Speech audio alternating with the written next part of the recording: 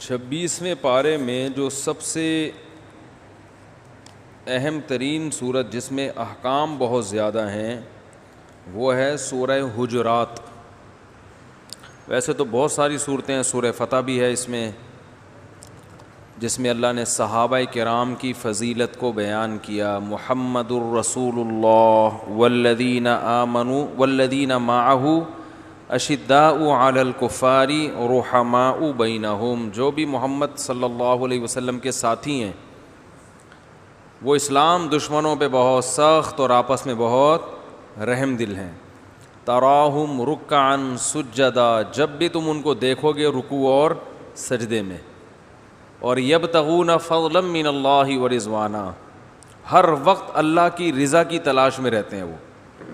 تو اس لیے صحابہ کو منافق کہنا یا صحابہ کے اعمال کی جو ہے نا وہ غلط لاجک بیان کر کر کے ان کو برا بھلا کہنا، یا ان کے آپس کے اختلافات میں کسی ایک جانب کو بھی برا بھلا کہنا، یہ سب اہل سنت والجماعت کے نزدیک حرام اور ناجائز ہے۔ آج کل کچھ بدتمیز لوگ پیدا ہو گئے یوٹیوب پہ، جنہوں نے نہ کسی بزرگ کو چھوڑا، نہ صحابہ کو چھوڑا، نہ تابعین کو۔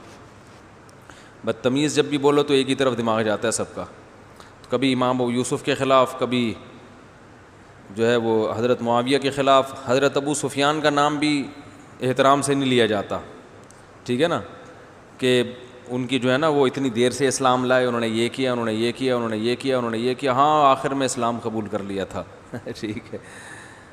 تو جب کر لیا تھا اور اللہ نے اس اسلام کو مانا، اور نبی نے اتنی عزت دی ان کو، اتنی عزت دی نبی صلی اللہ علیہ وسلم نے، اور سب سے بڑھ کر یہ کہ ان کی بیٹی سے نبی نے نکاح کیا۔ حضرت ابو سفیان کے نبی صلی اللہ علیہ وسلم سے کئی رشتے ہیں۔ ایک رشتہ عرب کے سردار تھے، حدیث میں آتا ہے خیارکم فی الجاہلیت خیارکم فی الاسلام، جو جاہلیت میں بہتر تھے اسلام میں بھی وہی سب سے بہتر۔ تو جاہلیت میں بھی عرب کے سردار ابو سفیان تھے، تو اس حدیث کی روشنی میں اسلام میں بھی ان کا درجہ کم نہیں ہے۔ دوسرا ان کا نبی صلی اللہ علیہ وسلم سے رشتہ داری، حدیث میں آتا ہے ان احق ما اکرم بہ الرجل ابنتہ او اختہ، سب سے زیادہ قابل احترام وہ ہے، ابو داؤد کی روایت ہے، کہ جس کی بیٹی یا بہن تمہارے نکاح میں ہو۔ تو ابو سفیان کی بیٹی نبی صلی اللہ علیہ وسلم کے نکاح میں تھی یا نہیں تھی؟ تو اس لحاظ سے بھی نبی کے لیے جب قابل احترام ہوئے تو ہمارے لیے تو بطریقِ اولا، یہ رشتہ بھی حضرت ابو سفیان سے۔ اور تیسری بات، حضرت ابو سفیان نے جو اسلام کے خلاف جنگیں لڑی ہیں اسلام لانے سے پہلے، اسلام لانے کے بعد اس کی تلافی کی ہے اپنی اس غلطی کی، اور پھر اسلام کے حق میں بڑی جنگیں لڑی ہیں۔ تاریخ کا ایک حصہ بیان کیا جاتا ہے بغض صحابہ میں، دوسرے حصے کو چھپا لیا جاتا ہے، ٹھیک ہے نا۔ یہ حصہ تو بیان کیا جائے گا، یہ کیا دیر سے ایمان لائے۔ تو جن لوگوں کو حضرت معاویہ سے چڑ ہے تو ان کو حضرت معاویہ کے والد سے بھی چڑ ہوگی۔ تو یہ ان کا ذاتی بغض ہے، جو یہ حقائق کے نام کے عنوان سے نا کہ ہم حقیقت بیان کرتے ہیں، اس عنوان سے یہ لوگوں کے سامنے بیان کرتے ہیں۔ لیبل اچھا ہے مگر نہ ان کے ارادے اچھے ہیں، نہ ان کی نیچر اچھی ہے۔ تو حضرت ابو سفیان رضی اللہ تعالیٰ عنہ نے بہت جنگیں لڑی ہیں بعد میں اسلام کے دفاع کے لیے، بہت قربانیاں دی ہیں۔ حضرت معاویہ نے بہت قربانیاں دی ہیں اسلام کے دفاع کے لیے۔ باقی صحابہ تھے، ان کا گھر کا مسئلہ تھا، آپس کا اختلاف تھا، تو اس میں ہمارا نظریہ ہے کہ حضرت علی برحق تھے، حضرت معاویہ سے اجتہادی غلطی ہوئی ہے۔ تو غلطی ہو سکتی ہے اجتہادی، یہ کسی سے بھی ہو سکتی ہے۔ تو حضرت یونس علیہ السلام سے نہیں اجتہادی غلطی ہوئی، اللہ کی اجازت کے بغیر چلے گئے، تو اللہ نے کیسی سزا دی ہے کہ مچھلی کے پیٹ میں پہنچا دیا ٹھیک ہے نا، سمندر کی تہ میں، مچھلی کے پیٹ کی تہ میں، اندھیرے ہی اندھیرے، پھر ایک دم احساس ہوا کہ مجھ سے کیا ہوئی ہے، غلطی۔ تو صحابہ سے بھی ایسے خطائیں ہوئی ہیں۔ تو درمیان میں بہت سے آج اچھے لوگ لڑوا دیتے ہیں آپس میں، جگری یاروں کو لڑا دیتے ہیں آپس میں۔ تو حضرت معاویہ رضی اللہ تعالیٰ عنہ پر حضرت ابو بکر نے بھی اعتماد کیا، حضرت عمر نے اعتماد کیا، حضرت عثمان نے اعتماد کیا۔ تینوں کیسے غلط ہو سکتے ہیں بھائی؟ تو غلط فہمیاں تھیں جو منافقوں نے آپس میں پھیلا دی تھی۔ اور قرآن مجید کے الفاظ دیکھو، وَنَزَعْنَا مَا فِي صُدُورِهِم مِّن غِلٍّ إِخْوَانًا عَلَىٰ سُرُرٍ مُتَقَابِلِينَ، فرمایا جب جنتی جنت میں جائیں گے تو ان کے دلوں میں جو بغض ہوگا ہم وہ نکال دیں گے. تو اس سے پتہ چلتا ہے کہ دو نفرت کرنے والے, دو بغض رکھنے والے بھی جنت میں, ارے بول لو نا, جا سکتے ہیں. تبھی تو اللہ کہہ رہے ہیں ان کے درمیان جو بغض ہوگا وہ جنت میں ہم کیا کر دیں گے, کھینچ کے, نزانہ کھینچ کے نکال دیں گے. تو یہ کیوں, اللہ کو معلوم ہے کہ دونوں جنتی ہو سکتے ہیں, مگر غلط فہمیوں کی وجہ سے بغض پیدا ہو سکتا ہے, ورنہ نیک لوگوں میں بغض کیوں پیدا ہوگا آپس میں؟ بھائی درمیان میں فسادی لوگ کیا کرتے ہیں, لڑوا دیتے ہیں. تو اس دور میں منافقین اور بڑا یہ خوارج جو تھے, ان کو آپ کو کم فتنہ سمجھتے ہو, یہ سارے قرآن کے لیبل لگا لگا کے غلط فہمیاں پھیلاتے تھے. حضرت عثمان کے قاتل یہ سب قرآن کے حوالے دیا کرتے تھے.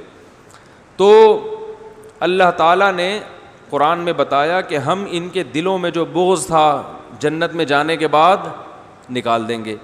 یہ تو جب ہے جب واقعی بغض ہو بھی, اور اگر بغض نہ ہو بلکہ وہ شریعت کی بیس پہ لڑ رہے ہوں. حضرت علی حضرت معاویہ کے خلاف اس لیے لڑ رہے تھے کہ یہ خلافت کو تسلیم نہیں کر رہے, اس بیس پہ ان کا رائٹ تھا کہ تلوار اٹھائیں. حضرت معاویہ اس بیس پہ لڑ رہے تھے کہ ہم نے آپ کو ابھی تک خلیفہ مانا ہے نہیں, لہذا ہم باغیوں کے زمرے میں نہیں آتے, پہلے حضرت عثمان کے قاتلوں کا قصاص ہوگا پھر ہم آپ کے ہاتھ پہ بیعت کریں گے.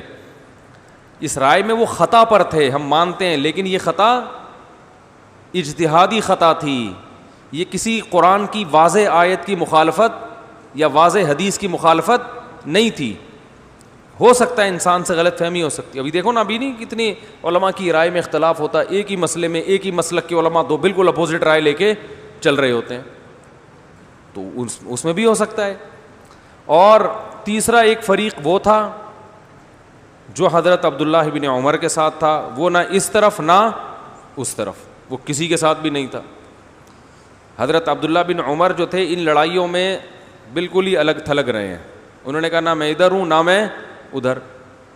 اب آپ بتاؤ, حضرت علی تو برحق تھے نا, لیکن پھر حضرت عبداللہ بن عمر کو بھی غلط کہا جائے گا کیونکہ انہوں نے بھی حضرت علی کا ساتھ لڑائی کے موقع پہ نہیں, لڑنے نہیں گئے وہ. انہوں نے کہا مسلمان ہے, میں کیسے تلوار اٹھاؤں گا. حضرت علی ایک صحابی کے پاس گئے, انہوں نے کہا بھائی لڑائی کرنی ہے, تو وہ صحابی لکڑی کی تلوار لے کے آ گئے, لکڑی کی. انہوں نے کہا مجھے نبی صلی اللہ علیہ وسلم نے بتایا تھا کہ فتنوں کا دور آئے گا, مسلمانوں کی تلواریں چلیں گی آپس میں, تو اس وقت اپنی تلوار لکڑی کی بنا لینا, یعنی مطلب یہ کہ لڑنے کے قابل رہے نہیں. تو حضرت علی نے اس کو زبردستی نہیں گھسیٹا کہ چلو, کہا کہ ٹھیک ہے بھائی, چھوڑ دیا اس کو اپنے حال پر کہ تمہاری رائے یہ ہے تو ٹھیک ہے. حضرت علی کے پاس قرآن تھا کہ اگر مسلمانوں کی ایک جماعت بغاوت کرتی ہے تو پہلے سلو کی کوشش کرو, نہیں ہوتی فقاتلوا التی تبغی, تو جو بغاوت کرے اس کے خلاف لڑو. حضرت معاویہ کی رائے یہ تھی کہ ہم باغی ہیں ہی نہیں, کیونکہ بغاوت کی ڈیفینیشن ان کے خیال میں یہ تھی کہ خلیفہ مان لو پھر اس کے بعد ہے, ہم نے مانا ہی نہیں ہے تو ہم پر بغاوت کی تعریف صادق نہیں آتی. تو ہم پھر بھی کہتے ہیں کہ اس مسئلے میں حضرت معاویہ سے غلطی ہوئی ہے, لیکن یہ غلطی اجتہادی ہے. تو جن کا یہ نظریہ ہے وہ الحمدللہ ان کی زبانیں گستاخیوں سے, بے ادبیوں سے محفوظ ہیں, اور اللہ ان کا سب صحابہ کے ساتھ قیامت کے دن حشر کرے گا انشاءاللہ. اور جنہوں نے ایک طرف غلو کیا, حضرت علی کی شان میں غلو کر کے حضرت معاویہ کو معاذ اللہ برا بلا کہنا شروع کر دیا, یا حضرت معاویہ کی جانب ہو کے حضرت علی کو برا بلا کہنا شروع کر دیا, جن کو ناصبی کہا جاتا ہے, یہ دونوں ہلاک ہو گئے. تو یاد رکھو یہ صحابہ کی بھی آزمائش تھی اور ہماری بھی آزمائش. صحابہ کی آزمائش یہ تھی کہ کون کس کو برحق سمجھتا ہے اور کون کس کام کو اس موقع پہ برحق سمجھتا ہے. جیسے کہ زبیر ابن عوام نے تقریر کی جنگ جمل میں کہ اے لوگوں, ہمیں معلوم ہے کہ تمہارے ساتھ نبی کی زوجہ حضرت عائشہ ہیں, وہ ہمارے اگینسٹ ہیں, ہمیں معلوم ہے. اور یہ بھی فرمایا کہ ہمیں یہ بھی معلوم ہے کہ وہ جیسے دنیا میں نبی کی زوجہ تھیں جنت میں بھی ہوں گی, لیکن اللہ ہمیں آزما رہا ہے کہ ایسے موقع پہ تم نے اللہ کی آیات پر عمل کرنا ہے یا نبی کی زوجہ کی رعایت کرنی ہے. تو یہ بھی آزمائش تھی کہ نہیں تھی, کیونکہ اللہ کا حکم ہے کہ جو فریق بغاوت کرے اس کے خلاف تلوار اٹھاؤ. تو یہ صحابہ کی بھی آزمائش تھی کہ جو جس کو حق سمجھتا ہے اس کو فالو کر رہا ہے کہ نہیں کر رہا. تو وہ جس نے جس بات کو برحق سمجھا اس نے اس کو فالو کیا.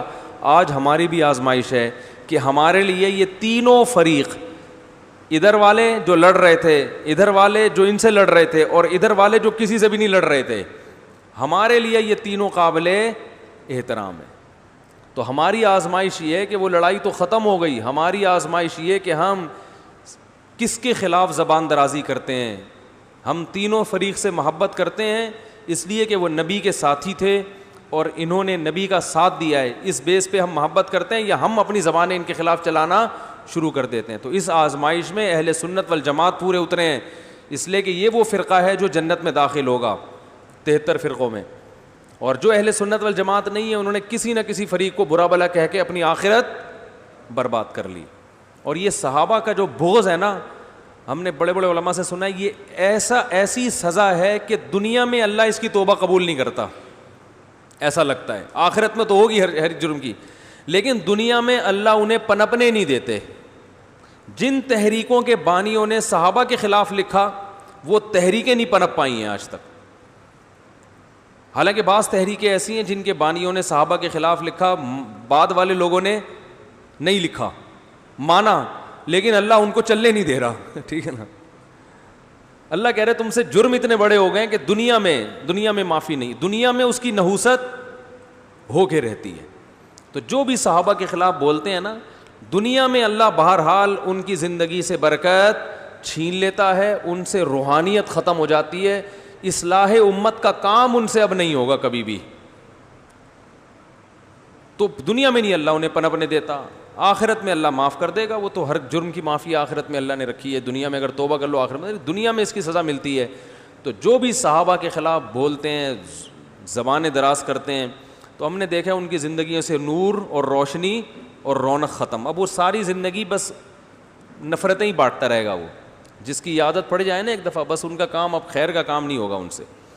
تو سورہ حجرات جو ہے اس میں اللہ تعالیٰ نے بہت سارے احکام دیے ہیں, میں جلدی بیان کر دوں. ایک حکم اللہ نے یہ دیا کہ لا ترفعوا اصواتکم فوق صوت النبی. بھائی آواز سب کو صحیح آ رہی ہے؟ تھوڑا سوشل ڈسٹینس سے بیٹھا کریں بھائی, آپ لوگ سے کہہ رہا ہوں, آگے ہو جائیں, ٹیک نہ لگائیں تو اچھا ہے یار, تھوڑا فاصلہ رکھیں. یہ کرونا جو ہے نا, اس میں اب اپنے آپ کو عادی بنا لیں کہ اب ایک سال ایسے ہی گزارنا ہے. جو آ رہا ہے سلام بلوٹوتھ کے ذریعے, السلام علیکم, وعلیکم السلام, وہیں سے. عید کے دن گلے مل رہا ہے, بھائی جان ادھر ہی کھڑا رہے آرام سے, آؤ عید مبارک, اختر مبارک. اب عادت ڈال لیں, اب یہ نہیں کہ بار بار ایک ہی چیز سمجھائی جائے گی, تو بہت ہو گیا, بس اب عادت ڈال لیں. اب لوگ کہہ رہے ہیں کب تک کریں گے بھائی, یہ تو وائرس جا ہی نہیں رہا. تو اب نہیں جا رہا تو اس کا یہ مطلب تھوڑی ہے کہ بے احتیاطی شروع کر دیں, اس طرح تو ویسے بھی اور بھی نہیں جائے گا. تو بس فاصلے سے بیٹھیں, آرام سے, تمیز سے. اچھا ہے ویسے بھی تھوڑا فاصلے سے ہی رہنا چاہیے زمانے میں. کیا خیال, تو موقع مل گیا آپ کو تھوڑا سا فاصلہ رکھنے میں, تو عادت ڈال لیں اب اس کی. ٹھیک ہے, تو اللہ تعالیٰ نے فرمایا کہ لا ترفعوا اصواتکم فوق صوت النبی, نبی کی آواز سے اپنی آواز کو اونچا مت کرو. تو ان نبی کے بارے میں بھی حکم ہے, اس لیے کہ آپ اللہ کے پیغمبر تھے. تو تمام علماء کا اس پر اتفاق ہے کہ ہر وہ بزرگ شخصیت جس کو اللہ نے کوئی مقام دیا ہے, اس کا بھی یہ ادب ہے کہ اپنی آواز کو اس کی آواز سے اونچا نہیں کرنا چاہیے. ابا جتنے تیز آواز سے بات کر رہے ہیں, آپ اپنا والیوم ابا کے سامنے تھوڑا سا بولو بھائی نیچے رکھیں. اماں جتنی اسپیڈ سے بات کر رہی ہیں, آپ کی اسپیڈ تھوڑی سی اس سے, بیٹی کی اسپیڈ اس سے تھوڑی کم ہونی چاہیے. ٹھیک ہے نا, میں نے دیکھا ہے آج کل ابا آہستہ سے بات کر رہے ہوتے ہیں, بیٹا چیخ رہا ہوتا ہے, تو ایسا ہی لگتا ہے کہ یہ ابا ہے اور وہ اس کے بیٹے ہیں. تو اسی طرح بزرگوں کا احترام ہے, علماء کا احترام ہے. جن کے ہاں بزرگ ہوتے ہیں ان کا احترام بھی ہوتا ہے, جن کے ہاں نہیں ہوتے, بزرگ ہی نہیں ہے ان کے ہاں, تو پھر وہ نہ کریں احترام. ہم لوگ کے یہاں چونکہ ہوتے ہیں تو ہم کوشش کرتے ہیں تھوڑا احترام کر لیں کہ بھئی کوئی بزرگ محفل میں بیٹھے جب بات کر رہے ہوں تو آپ چپ رہیں, فنٹر بننے کی کوشش نہ کریں. کوئی بڑے عالم بیٹھے ہیں وہ نصیحت کر رہے ہیں تو آپ چپ کر کے سنیں. اگر وہ کوئی غلط بات بھی کرتے ہیں تو علیحدگی میں چھاؤں میں لے جا کے محبت احترام سے, حضرت ہم نے سنا ہے کہ یہ یوں ہے تو آپ بتا دیں یہ یوں ہے یا یوں ہے, وہ بھی ایسے تمیز کے دائرے میں رہ کے. تو یہ جو ہے نا ہمارے ہاں کلچر ہمارا سارا تباہ, تمیز ومیز مارکیٹ سے شارٹ ہو رہی. جیسے قمیضیں شارٹ ہو رہی ہیں نا, شرٹیں آ گئی ہیں, ایسے ہی تمیزیں بھی شارٹ ہو رہی ہیں. دیکھو قمیض کرتا شلوار ختم ہو رہا ہے نا, پینٹیں شرٹیں آ رہی ہیں, تو قمیض بھی گئی اور ساتھ ساتھ تمیز بھی گئی, یعنی پورا کلچر ہی جا رہا ہے ہمارا. تو اب دیکھو سارے ماشاء اللہ ٹی شرٹ پہن کے بیٹھے ہوئے ہیں. ٹھیک ہے, تو تمیز اور قمیض آپ پہنیں, لیکن اپنے لباس کو بھی تو فوکس کریں نا, اس کا بھی تھوڑا سا رواج ہونا چاہیے. عامر لیاقت سے سبق حاصل کریں, کتنے اچھے اچھے کرتے پہن کے انہوں نے پروموٹ کیا کرتوں کو. تو ایک کام تو اچھا کیا عامر لیاقت نے, حقیقت بتا رہا ہوں, باقی کیے نہیں کیے, لیکن یہ کام اپریشیٹ کرنا چاہیے. کرتوں کو بڑا پروموٹ کیا, ان کو دیکھ کے بہت سے نوجوان بھی کرتے پہننا شروع کیے. یہ بہرحال اچھا کام کیا. آج کل میں یہ کہہ رہا ہوں جو بھی اچھا کام کرے اس کو بیان کرو, جو گندے کام کر رہا ہے اس کو چھوڑ دو, کیونکہ پھر اگر لوگوں کے برے کاموں کو ہائی لائٹ کرو تو پھر تو ساری زندگی بیٹھ کے یہی کرتے رہو. ٹھیک ہے نا, پھر تو اور کوئی کام ہی نہیں رہے گا آپ کا. تو جو بھی اچھا کام آتا ہے مارکیٹ میں پارسل کر دو اس کو. تو اللہ نے حکم دیا نبی کی آواز سے اپنی آواز کو اونچا مت کرو. تو آواز بڑوں کے سامنے, بزرگوں کے سامنے, علماء کے سامنے, چچا ماموں کے سامنے, یہ بھی خاندان کے بڑے ہوتے ہیں, بڑے بھائی کے سامنے تھوڑی سا والیوم ہلکا رکھنا چاہیے. دوسرا اللہ نے یہاں حکم دیا ان جاءکم فاسق بنبأ فتبینوا ان تصیبوا قوما بجہالہ, کوئی فاسق اگر خبر لے کر آئے تو تحقیق کر لو. اہم خبر بغیر تحقیق کے آگے بولو بھائی مت پھیلو. کرونا وائرس کے بارے میں ایک ڈاکٹر صاحب وہ آلہ لگا کے تحقیق پیش کر رہے ہیں مارکیٹ میں, تو پہلے یہ تحقیق کرو کہ یہ ڈاکٹر ہیں بھی یا نہیں. ایسا نہ ہو وسیم گولے گنڈے والا 3 پیس سوٹ پہن کے. آج کل کتنا ٹائم لگتا ہے بھائی یوٹیوب میں, موبائل سامنے رکھو کرسی پہ, سوٹ ٹائی پہنو, وہ کون سا آلہ ہوتا ہے ڈاکٹروں کا یار, ہاں, تو وہ لگا کے ایک رسید سامنے رکھ لو, پیناڈول کی 2-4 بوتلیں پیچھے رکھ لو, لگے گا آپ کا بہت بڑا کلینک ہے. پھر جو مرضی پھینکنا ہے آپ پھینکو. تو اللہ فرماتے ہیں بغیر تحقیق کے آگے خبروں کو مت پھیلاؤ. اور تحقیق ہوگی کیسے, تو عامی آدمی کیسے تحقیق کریں گے؟ اللہ فرماتے ہیں لعلم ولو ردوہ الی الرسول والی اولی الامر منہم, جو اس فیلڈ کے ماہر ہیں ان سے پوچھو. دیکھو یہ جو ہم کہتے ہیں نا کہ کسی کی اندھی تقلید نہیں کرنی, تحقیق کرنی ہے, یقیناً تحقیق کرنی ہے, لیکن تحقیق کرنے کا طریقہ ہر ایک کا ایک جیسا نہیں ہوتا. جو قرآن و حدیث کے ماسٹر ہیں وہ براہ راست قرآن و حدیث میں تحقیق کریں گے, اور جو عامی ہے اس کی تحقیق یہ ہے کہ ان ماہرین سے پوچھے. سمجھ رہے ہو کہ نہیں سمجھ رہے؟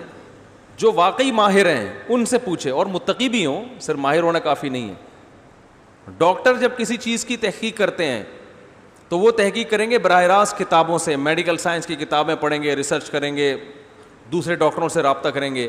عامی آدمی جب تحقیق کرے گا تو وہ کس سے؟ ڈاکٹر. بغیر تحقیق کے عامی آدمی نے کوئی دوا کھا لی, کیا مطلب؟ ڈاکٹر سے پوچھے بغیر کھا لی. اس کو ہم کہیں گے اندھی تقلید, کہ میڈیکل اسٹور والا نے جو بتا دیا کھا لیا, یہ اندھی تقلید ہے. تو ڈاکٹر کی تقلید اندھی ہوتی نہیں ہے. تو اسی طرح یاد رکھو دینی مسائل میں مجتہد کی تقلید کو اندھی تقلید کہنا, یہ اندھی تقلید ہے. صحیح ہے کہ آپ کے بزرگوں نے اس کو لکھ دیا اندھی تقلید, تو آپ نے بھی اس کو کیا کہہ دیا؟ اندھی. تو اپنے بزرگوں کی اندھی تقلید میں آپ ابو حنیفہ کی تقلید کو اندھی تقلید کہہ رہے ہو. مجتہد کو جب مجتہد مان لیا تو اس کی تقلید اندھی تقلید کہلائے گی نہیں, بلکہ یہ تقلید علی وجہ البصیرہ ہے. تو ایسے ہی میڈیکل سائنس میں ایسے ہی کوئی بھی مسئلہ ہو تو اس کے ماہرین سے پوچھو. پولیو کے قطروں میں بیماری ہے یا نہیں ہے, اس سے جاپان کی سازش ہے یا انڈونیشیا کی سازش ہے, اس سے بچے معذور پیدا ہو رہے ہیں, کیا ہو رہا ہے؟ تو آپ نے رسالے پڑھ لیے, تحقیق کر لی, تو آپ 25-30 اس فیلڈ کے ماہر ڈاکٹر ہیں, ان سے پوچھو کہ کیا ہے. جو وہ بتائیں گے نا, وہ ان کو یہ تحقیق ان کے سامنے پیش کرو, حضرت یہ ریسرچ آئیے آپ بتائیں. وہ بتائیں گے بھائی یہ ٹھیک ہے یا اس میں آپ کو الو بنایا گیا ہے. ٹھیک ہے نا. تو یہ ہوتا ہے. ٹماٹر کے بارے میں جب تحقیق آئے نا یوٹیوب پہ کہ ٹماٹر کھانے کے فضائل, 2-4 حکیموں سے جو آرگینک یا یہ جو غذاؤں کے بارے میں معلومات رکھتے ہیں ان سے پوچھو کہ 25-30 ٹماٹر کھانے سے واقعی اتنا فائدہ ہوگا, تو آپ کو بتائیں گے 25-30 ٹماٹر کھائے گا تو اس کے چھلکے اور اس کے بیج اپنی ذمہ داری پہ, پھر آپ جو بھی وہ آپ کے ساتھ کریں گے آپ خود ذمہ دار ہوں گے. آگے میں زیادہ ڈیٹیل میں نہیں جاتا. وہ تو اس کا چھلکا تو ہر ایک کو ہضم تھوڑی ہوتا ہے, تو ہر چیز ہر ایک کے لیے نہیں ہوتی. تو بس ٹماٹر کے فضائل ہوں گے تو ٹماٹر کے فضائل پر پورے لٹریچر آپ کو یوٹیوب پہ ملے گا. وہ بیٹھ کے صبح شام ٹماٹر کھا رہے ہیں. پھر جو پتھری کے مریض ہیں ان کا بیڑا غرق ہو رہا ہے. ہر ایک کو ہر چیز کا نقصان نہیں ہوتا, لیکن بہت سوں کو بہت سی چیزوں کا نقصان ہوتا ہے. انڈے کے فضائل ہیں تو 6 انڈے روزانہ کھا لیے, اور یہی ہو رہا ہے. یوٹیوب پہ دیکھتے ہیں اس چیز کا کیا فائدہ ہے, پھر وہ چیز پھوڑنا شروع کر دیتے ہیں. تو اللہ فرماتے ہیں جب بھی کوئی خبر آئے تو تحقیق کرو, بلا تحقیق اس کو آگے مت لوٹاؤ. اور تحقیق کا طریقہ قرآن میں کیا بتایا؟ اولو الامر, جو اس فیلڈ کے ماہر ہیں ان سے پوچھو. صحیح ہے, ان سے پوچھ کے اس پر عمل کرو. تو یہ ہے تحقیق. اسی میں اللہ تعالیٰ نے یہ بھی ارشاد فرمایا کہ لا یسخر قوم من قوم, کوئی قوم کسی قوم کا مذاق نہ اڑائے. عسیٰ ان یکونوا خیرا منہم, ہو سکتا ہے وہ تم سے بہتر ہوں. مختلف قوموں پہ جو لطیفے بنتے ہیں یہ بالکل جائز نہیں ہے. اس سے بڑی نفرتیں پھیلتی ہیں, آپ کو پتہ نہیں, اس سے تلواریں چل جاتی ہیں, قتل ہو جاتے ہیں. جو فسادی لوگ ہیں ان کو پھر موقع مل جاتا ہے لڑوانے کا. کراچی میں کتنے فسادات ہوئے ہیں, پٹھان, مہاجر, پنجابی, ایک یاد ہوگا, پکڑ کے لوگ ایک دوسرے کو مارتے تھے. تو یہ قوموں کا مذاق, ہر وہ چیز جس سے قوم پرستی کو شہ ملتی ہے وہ اسلام میں حرام ہے. اپنی قوم سے محبت ہونا یہ برا عمل نہیں ہے, لیکن اپنی قوم کی محبت میں دوسری قوم سے نفرت کر لینا یہ برا عمل ہے. دیکھو آپ کو کسی دوست سے محبت ہے, جائز ہے یہ, لیکن آپ کو وسیم سے محبت ہے اور ستار سے کیا ہے؟ نفرت ہے.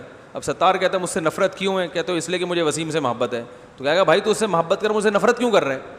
وہ ایک آدمی رات کو تہجد میں اٹھا, اللہ سے دعا مانگ رہا ہے, اللہ تجھے معلوم ہے کہ یہ میرے سارے دوست سو رہے ہیں اور میں رات کو اکیلا اٹھ کے تیرے سامنے دعائیں مانگ رہا ہوں, تو میرے اس عمل کی لاج رکھ لے.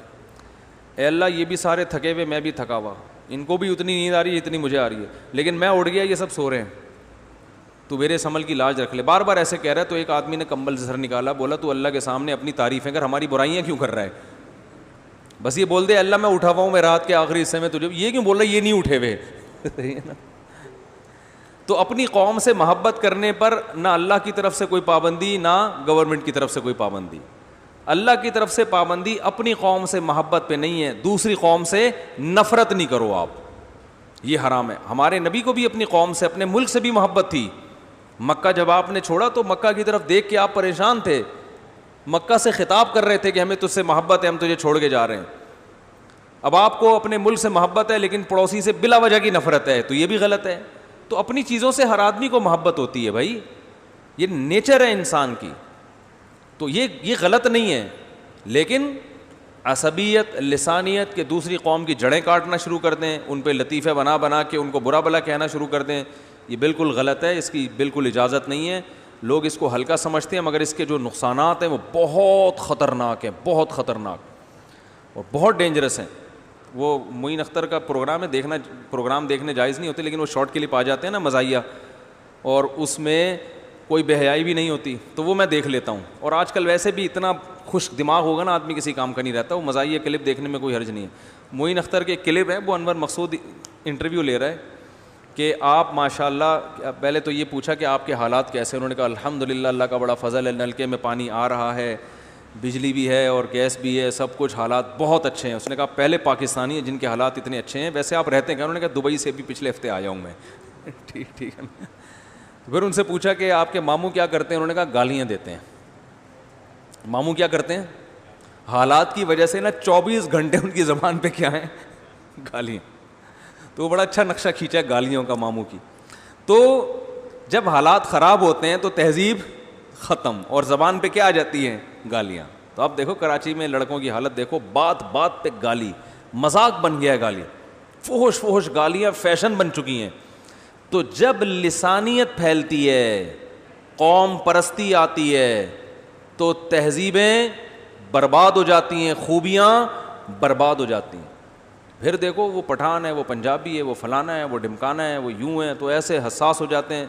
تو اس لیے اس کو اسلام نے پسند نہیں کیا, اس کی جڑیں کاٹی ہیں اسلام نے. اللہ نے فرمایا لا یسخر قوم من قوم, ایک دوسرے کی عزت کرنا سیکھو, ایک قوم دوسری قوم کو برا بولو بھائی مت کہے, برا مت کہو.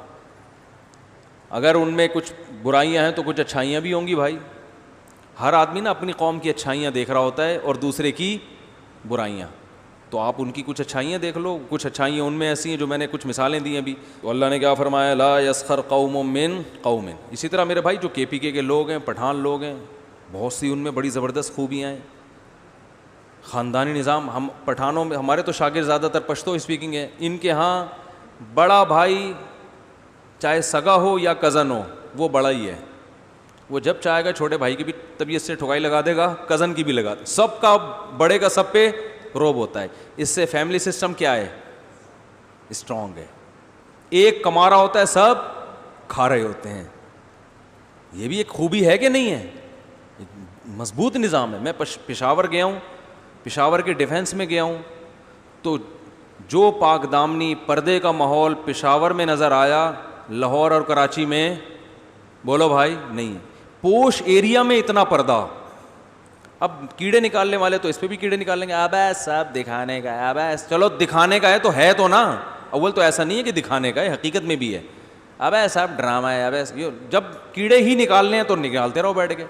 کراچی اور لاہور کے ڈیفینس کو دیکھو اور پھر پشاور کے ڈیفینس کے دیکھو تو زمین آسمان کا. اس سے قوم کے کلچر کا پتہ چلتا ہے بھائی. حیا باقی ہے, خواتین میں پردہ باقی ہے, بڑوں کا احترام بولو بھائی باقی ہے. ہمارے ہاں کراچی میں بھی ہے اور لاہور میں تو ماشاءاللہ تھوڑا ایک اسٹیپ کراچی سے بھی آگے ہیں وہ لوگ. تو جو جس قوم میں خوبی ہو مان لینا چاہیے, اس میں گورنمنٹ کی طرف سے کوئی پابندی ہے نہیں, سمجھ لو. باقی سب چیزیں ہوتی ہیں, خوبیاں بھی ہوتی ہیں, خامیاں بھی ہوتی ہیں. اللہ نے فرمایا ولا نساء من نساء, عورتیں عورتوں کا مذاق نہ اڑائیں. اب دیکھو جب قوم کی بات آ گئی تو عورتیں تو اس میں آ گئی نا, لیکن اللہ نے خواتین کو الگ سے خطاب کیا کیونکہ ان میں ایک دوسری عورتوں کا مذاق اڑانے کا عنصر مردوں سے زیادہ. مرد قومی سطح پہ تو مذاق اڑاتے ہیں, ابے پنجابی ایسے ہوتے ہیں, ابے مہاجر ایسے ہوتے ہیں, ابے بلوچوں کو دیکھا ہم نے ایسے ہوتے ہیں, ابے پٹھان ایسے ہوتے ہیں. مرد قومی سطح پہ اڑاتے ہیں, انفرادی نہیں اڑاتے. خواتین قوموں کا مذاق نہیں اڑاتی, انفرادی اڑاتی ہیں. دیکھا میک اپ کیسا کیا بتا ہیں, دیکھا سمجھ رہی تھی کہ میک اپ کر کے میں خوبصورت لگ رہی ہوں. دیکھا اس کے سامنے بولتی رہیں گی ماشاء اللہ ماشاء اللہ زبردست. تو خواتین کی عادت ہوتی ہے کہ وہ دوسری عورت کو, یہ تو مرد کا ایک لطیفہ ہے, لیکن خواتین کی عادت ہوتی ہے کہ وہ دوسری عورت کو دل سے اچھا سمجھے. ایسا بہت مشکل ہے, بہت مشکل. اونٹ کو رکشے میں بٹھانا آسان ہے, ایک عورت کے دل میں دوسری عورت کی اہمیت کو بٹھانا بڑا مشکل ہے. تو کوئی عیب نہ بھی ہو تو نکال لیں گی, اور اگر کوئی عیب قدرت کی طرف سے ہے تو وہ تو پھر بیچاری کی ایسی کی تیسی, ٹھگنی کالی اور باتیں دیکھو کیسے کرتی ہے. یہ خواتین کی محفلوں کی زینت ہیں یہ باتیں. یہ جب کوئی رشتہ نہیں ہے آپس میں, اور اگر ساس بہو کا رشتہ ہے, اس ٹائپ کے جٹھانی اور جٹھانی کا جو بھی اپوزٹ ہوتا ہے اس کا رشتہ ہے, نندوں ودوں کا رشتہ ہے, پھر تو ایسی کی بولو بھائی تیسے, پھر تو وہ کچھ بھی ہو. اور سوکنوں کا ہے وہ تو پھر بات ہی نہ کرو بھائی اس ٹاپک پر. وہ تو ظاہر ہے کہ ایسے مانے گی سوکن کے بارے میں, لیکن سوکن کا تو چلو رائٹ بنتا ہے نا, یہ کیوں لڑ رہے ہو آپس میں تم بیٹھ کے. تو اس لیے اللہ نے خاص طور پر خواتین کو کہا کہ عورتیں عورتوں کا مذاق نہ اڑائیں. امی عائشہ رضی اللہ تعالی عنہ نے اپنی سوکن کی ایک دفعہ برائی کر دی نبی صلی اللہ علیہ وسلم کے سامنے کہ ان کا قد چھوٹا ہے. حضرت سودا کے بارے میں کہہ دیا. آپ صلی اللہ علیہ وسلم اتنا غضبناک ہوئے, فرمایا اگر تمہارا یہ جملہ میٹھے سمندر میں ڈالا جائے نا تو وہ کڑوا ہو جائے. تو دیکھو سوکن کو سوکن کی برائی کرنے کی اجازت نہیں ہے. ہاں محبت نہ کرے کوئی پابندی نہیں ہے, ٹھیک ہے نہیں کرے محبت, لیکن نفرت میں اتنا تجاوز کرنا کہ اس کی برائیاں شروع کر دینا, تو جب سوکن کو اجازت نہیں ہے تو بہنیں بہنوں کی برائی کیسے کر سکتی ہیں, پڑوسن کی برائی کیسے کر سکتی. کوئی ظلم ہو رہا ہو تو اس کو بیان کیا جا سکتا ہے, لیکن خاص طور پر وہ عیب جو جسمانی عیب ہیں جو خدا کی طرف سے ہیں, یہ تو بہت ہی بری حرکت ہے. نبی صلی اللہ علیہ وسلم نے فرمایا کہ لا تظہر الشماتۃ لاخیک, کہ تمہارے بھائی میں کوئی عیب ہو اس پہ خوش نہ ہو. چسکے لے کے بیان کیا کر رہے ہیں, دیکھا وہ کیسی آنکھ مٹک مٹک کے بات کر رہی تھی ٹھیک ہے نا, دیکھا وہ کیسے. تو اچھا یہ خواتین کے جو چیزیں ہیں نا, جو ان کی باتیں ہیں یہ کسی محفل میں رکتی نہیں ہیں. جو انہوں نے بات چیت کرنی ہوتی ہے میت ہو خوشی ہو یہ کر رہی ہوتی ہیں. میت میں ایک دوسرے کے دوپٹے چیک ہو رہے ہیں, میت میں ایک دوسرے کا رونا دھونا, رونے دھونے کے ساتھ میک اپ چیک ہو رہا ہوتا ہے. وہ ایک خاتون جو ہے نا کسی کا انتقال ہو گیا تو اس کے گھر گئیں تو وہ منع کے ابا فوت ہو گئے تھے تو رو رہی ہیں, ہائے منع کے ابا دنیا سے چلے گئے, اللہ بہت افسوس ہوا. بہن یہ دوپٹہ کہاں سے خریدا؟ یہ درمیان میں پروگرام چل رہا ہوتا ہے. تو کہہ رہی تھی منع کے ابا وہ بس وہ کیا تھا ان کو شوگر بہت تھا, خیال نہیں کرتے تھے, تو اس دن شوگر ہائی ہو گئی, انتقال ہو گیا, میں نے بولٹن مارکیٹ سے خریدا تھا یہ دوپٹہ. اچھا وہ پھر وہ بات کر, اچھا بھائی بس اللہ تعالیٰ بھائی مرنا تو ہے, سب نے وہاں سنا ہے بلٹن مارکیٹ میں ذرا سستا مل جاتا ہے. ویسے حیدری پہ بھی ٹرائی کر لیا کرو آئندہ کبھی ہو نا. تو ان کے جو خرید و فروخت کی باتیں ہیں نا کبھی بھی نہیں رکتی ہیں, جو ان کی نیچر ہے نا. آپ کبھی غور کرو میتوں پر, ہم تو بچپن میں تو ظاہر ہے سب جگہ ہی جاتے تھے, بس میں بیٹھی ہوں وہاں باتیں. 20 سال ایک دو خواتین کو جیل ہوئی, 20 سال ایک ہی وارڈ میں رہی ہیں, ایک ہی کمرے میں رہی ہیں. 20 سال کے بعد جب رہائی نصیب ہوئی ہے کہہ نہیں بہن کچھ باتیں رہ گئی ہیں, انشاءاللہ دوبارہ ملاقات ہوگی تو مکمل کریں گے. 20 سال کے بعد بھی وہ جیلر کہنے لگا بھی ختم نہیں ہوئی یہ بات. تو باتیں کرنے پر اللہ کی طرف سے پابندی نہیں ہے. آپ میت پہ جا کے دوپٹے کی قیمت بھی پوچھ سکتی ہیں. اول تو دوپٹے آج کل مارکیٹ سے شارٹ ہی ہو گئے. وہ دوپٹے جو خواتین کے سروں پہ ہوا کرتے تھے اب ان کی صرف قیمتیں رہ گئی ہیں, دوپٹے نہیں رہے. تو آپ پوچھ سکتی ہیں, کوئی پابندی نہیں ہے, لیکن غیبت نہ کرو کہیں جا کے. میتوں میں بھی غیبت, شادیوں میں بھی غیبت, جہاں گئے 27ویں رات کو لیلۃ القدر میں 2 خواتین کو بٹھا دیں, بسم اللہ الرحمن الرحیم پڑھ کے غیبتیں اسٹارٹ ہوں گی. لیلۃ القدر میں بھی کیا ہو رہی ہیں, 2 کو بٹھا دیں بس آپ ساتھ میں, تو وہ فوراً غیبتیں شروع. تو یہ بہت بری حرکت ہے, اس سے بچنا چاہیے.